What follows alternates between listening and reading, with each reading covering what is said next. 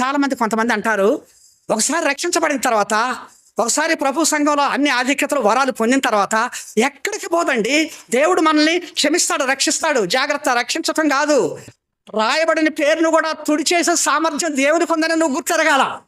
ఇస్కరియోతు యోధా పేరు జీవగ్రంథంలో రాయబడింది. ఆ పునాది రాళ్లలో ఒక పేరు రాయబడింది. 12 సింహాసనాల్లో ఒక సింహాసనం ఉంది. ఇప్పుడు అవి లేవు. ఎవరు పొందారు దాన్ని? దయచేసి చూడండి, అపొస్తలుల కార్యములు 1వ అధ్యాయం 26వ వచనం. అంతటా వారు మత్తయి పేరిట చీటీ వచ్చిన గనుక అతను 11 మంది అపొస్తలులతో పాటు లెక్కింపబడెను. చూసారా, పోయింది. ఇస్కరియోతు యూదా పేరు అక్కడ తుడిచేశాడు దేవుడు. అదేంటి, ఒకసారి రాసిన తర్వాత అది అసాధ్యం, తుడిచేయబడదు. కొంతమంది బోధకులు అలా చెప్పేవాళ్ళు కూడా ఉన్నారు. నీకేం పర్వాలేదు, నువ్వు రక్షణ పొందినావు, నీ పేరు రాయబడింది, నీకు అన్నీ ఉన్నాయి, ప్రభు క్షమిస్తాడు, జాగ్రత్త, మోసపోమాకు.